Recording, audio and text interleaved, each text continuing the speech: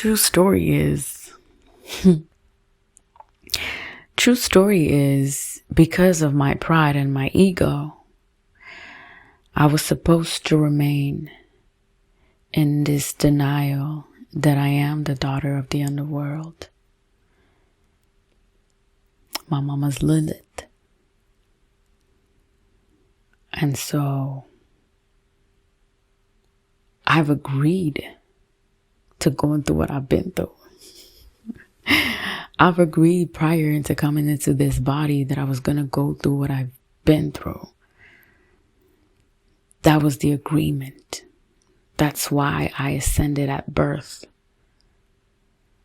But because I was not in a setting, the story unfolded, right? That was the story that I needed to break. So had I not broken that story, I would still be in this prideful position where I'm going to wait for somebody to come through and save me, right? When you look at that savior, it's not just someone that's going to come and save you from this misery. You know, when we think of Christ coming in, we think of someone that's going to come knocking at our door and be like, hey, I've came to save you. Come with me. We'll go. And you can find that analogy in that story multiplied, or you can fit that story in almost any situation where you feel that people are waiting on something.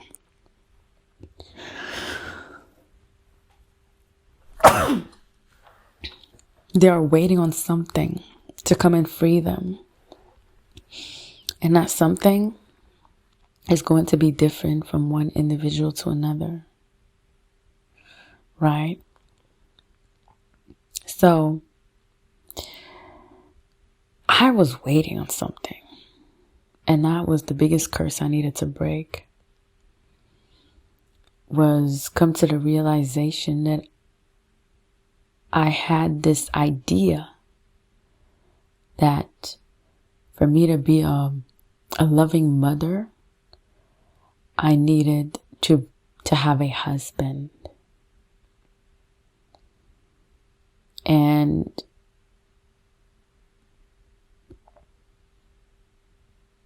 I held on to that story and that narrative because that's what I've been through.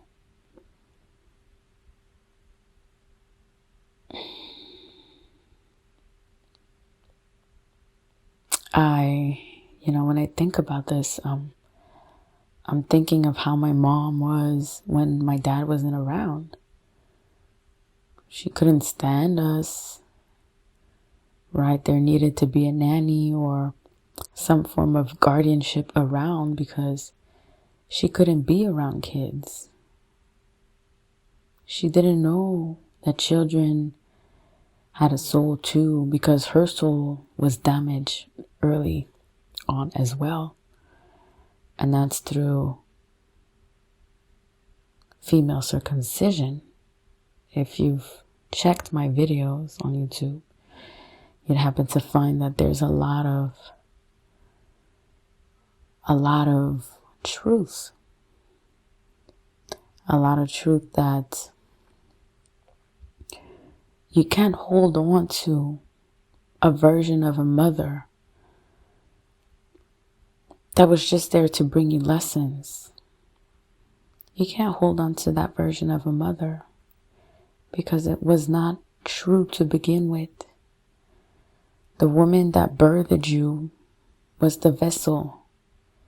The vessel was used to bring you into this world. And you came into a family that was not going to recognize your worth because they weren't themselves ever going to reconcile with that part of themselves that was cut up from them. That was their own identity and their only identity. So what better way to become manly, very manly, to the point of being very violent, aggressive, and and not knowing that children need tenderness, they need love, they need hugs, they need kisses, they need words of affirmations.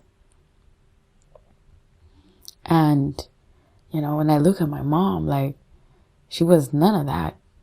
She was smiling a lot, but in front of people, she would say the nicest things of her children. But for the little time that I lived with her in my house, I saw that she wasn't about children at all. She wasn't about positivity. She wasn't about evolution. She wasn't about none of that. She was just about exploitation. Take. And that was a reflection.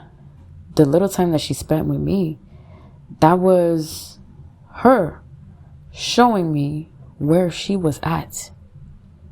Yes, where she was at.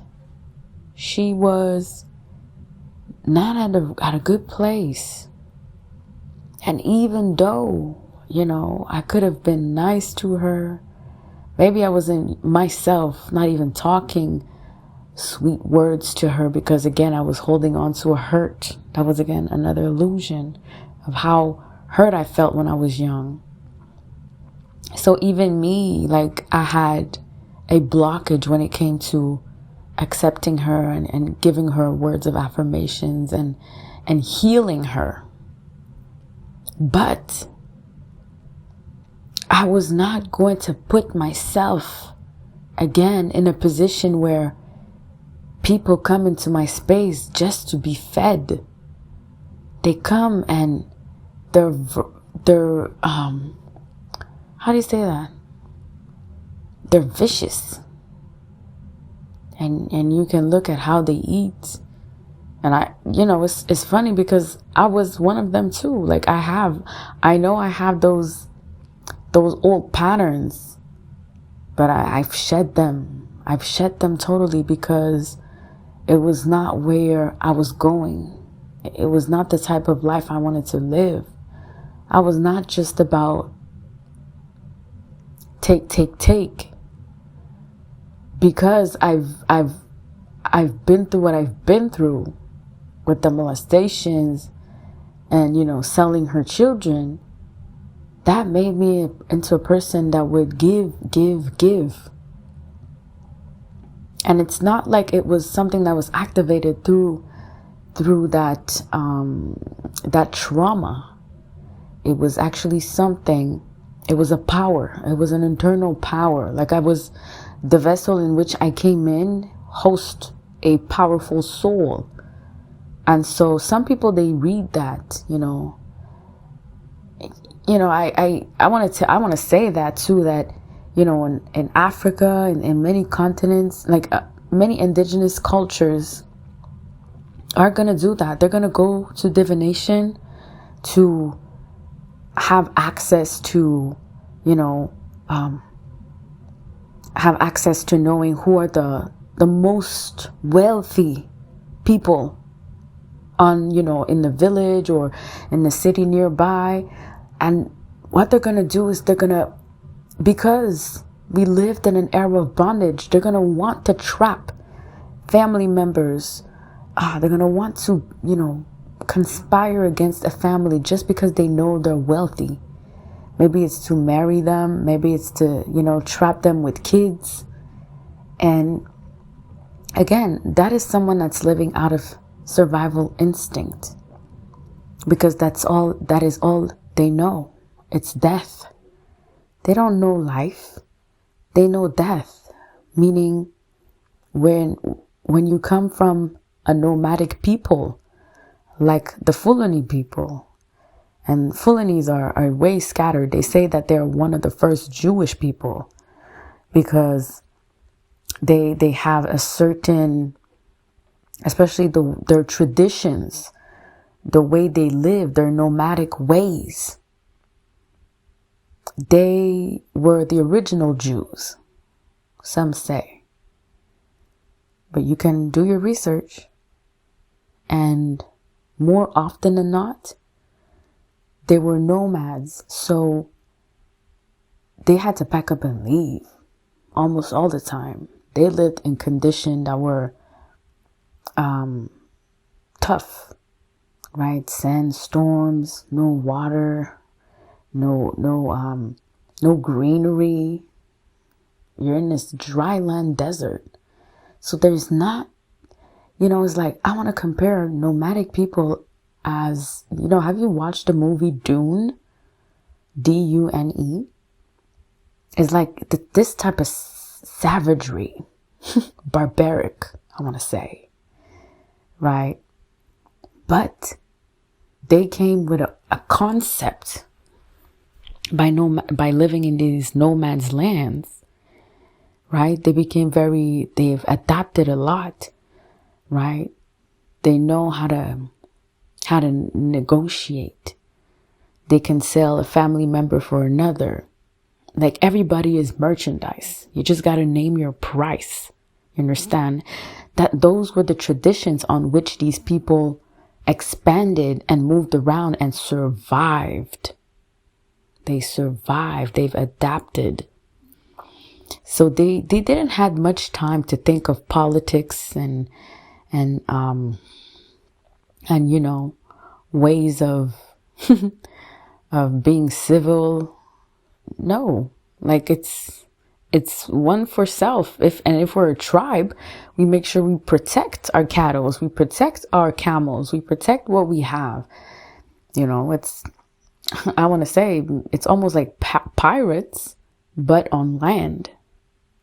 So when you look at the Fulani tribe, because many migrated, right? You have the Fulani that migrated from there and then went more in these sub-Saharan countries, right? Some in the western part of Africa, some in the central part of Africa, some in the eastern part of Africa. So some in the northeast part of Africa. So you have many tribes that derived. And then the other part of migrated nomads that went more to the north, Tunisia, Algeria, Morocco,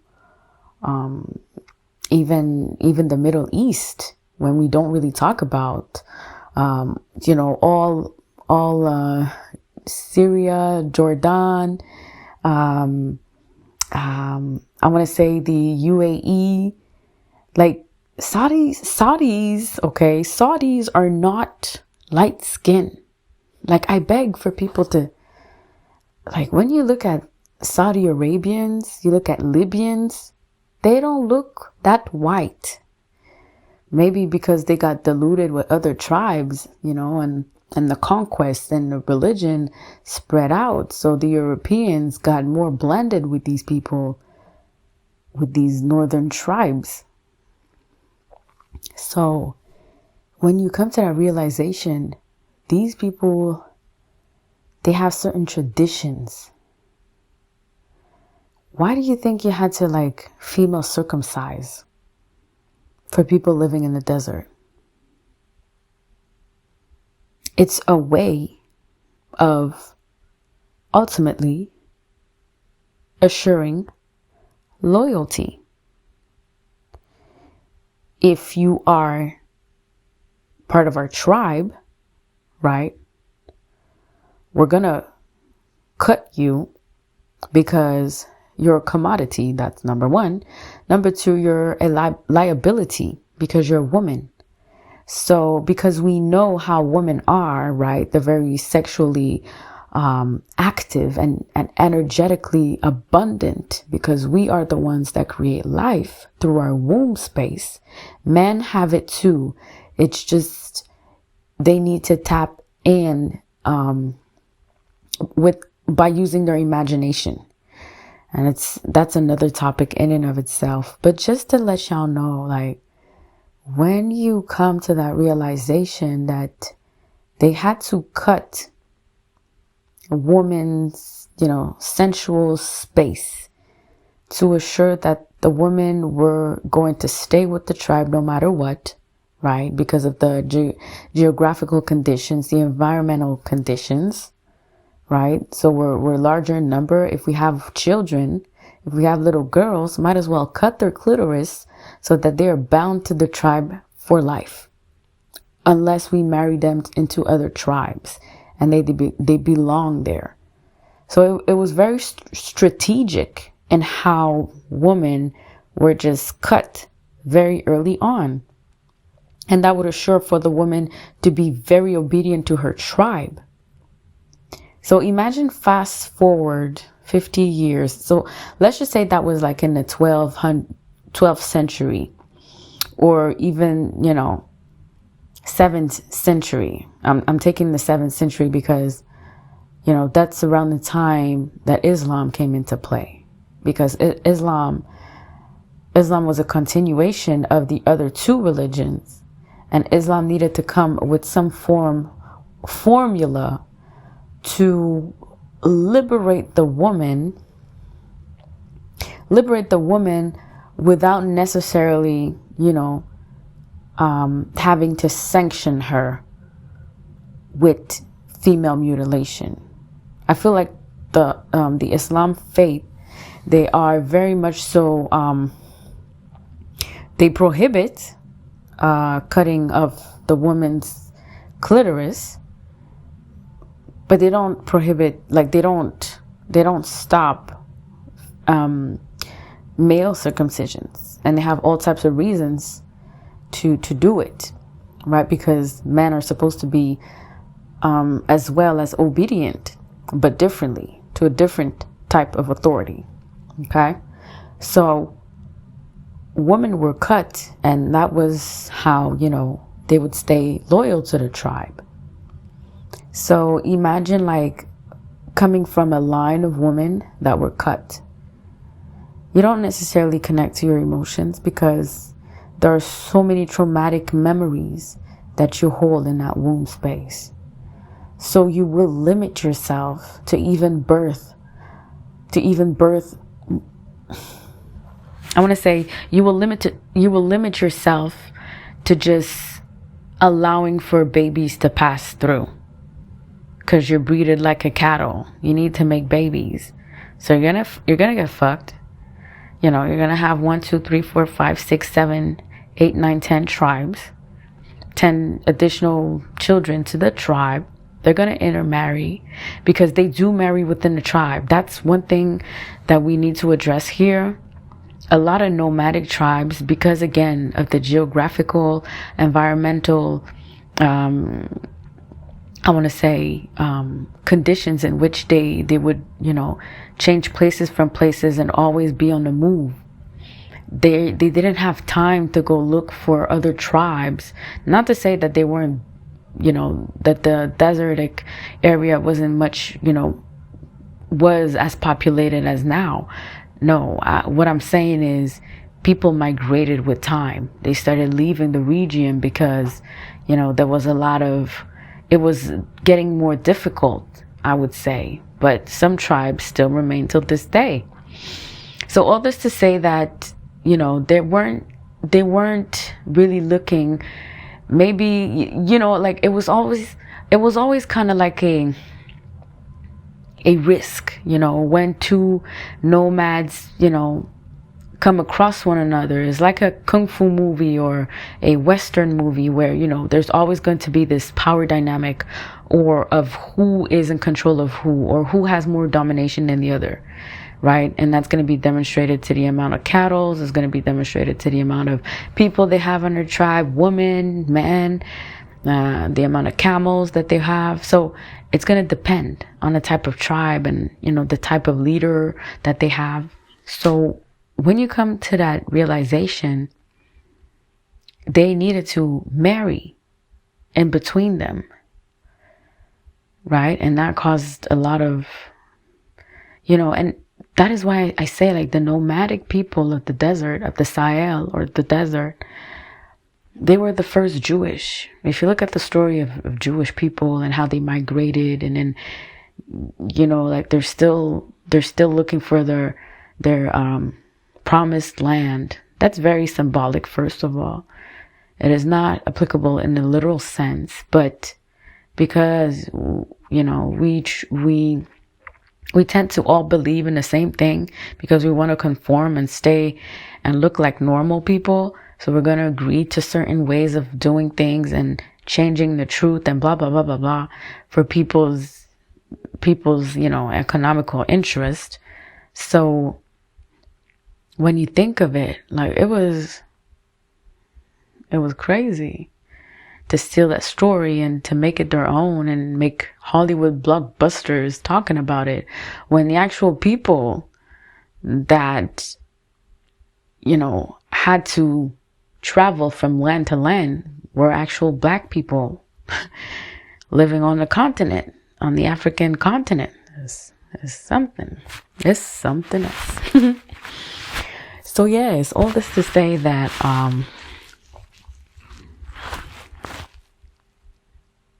it's important for us to understand that our mothers, they had to suffer because of what their mothers had to suffer, because of what their mothers had to suffer, going all the way back to the original, to the OG mother. If you go all the way back to the OG mother refused all kinds of taming tactics, ideologies, stories, illusions that would deter her away from her truth, that she is the motherfucking original gangsta mother. She originated all the shit. And she refused to be tamed by man. That is why Lilith is out of the Bible. Apology? No. There's something I want to say. What's the word? Yeah, so the whole Bible story takes away Lilith and demonizes her, right? Because, right, they want to call her the fallen star because she wasn't obedient to Adam. And what did Adam do? He went into the garden and got with Eve, right? Apparently, supposedly, Eve was a rib out of Adam's rib cage. So just that symbolism behind that analogy is she was like maybe 1/16 of a man. So that was an ideology that Eve had to appall to and respect and integrate and totally deny her true nature in order to, believe a false ideal of who and what she really is. So you have, people want to talk, but the facts are here. The facts are here. Look at nature. So all this to say that we do have mothers and fathers. We do have mothers and fathers. They are here to guide us. So when we talk about our ancestors, we mostly talk about those in our lineage, right? They shaped us. But if we go back to even the original mother and the original father, they are what we are comprised of. So they was never, ever was going to allow shit to really hit the fan. If anything, they were behind it. They were behind us, telling us, reminding us, helping us get in alignment with all that we are. So we needed to shed some pride, some ego, some shame, some guilt, some feelings of betrayal, because all of that was ultimately put there on purpose for us to be tested, ultimately. So yes, you do have a divine mother and a divine father. And you are ultimately the divine sun, S-U-N. And so when you accept all that you are no longer ashamed to showing all that you are. You are no longer taming yourself to trying to, make it seem that you're something that you're not. And I've been battling with this too. What? I've been battling with this too. And so, yeah, I'm over it. I'm over it because I realized that it caused me more headache, more pain than peace. And I'm all about peace at this point in my life. So I'm going after my peace. I'm going after my peace. I'm going after my love. I'm going after my sanity. I'm going after my mental health. I'm going after my love for self. I'm going after taking care of myself. I'm going after utilizing my own authority and power to fully tap in and realize the world that I want to see my children grow in. So it's going to take strong babies. I hope you're taking care of them babies how they are supposed to be taken care.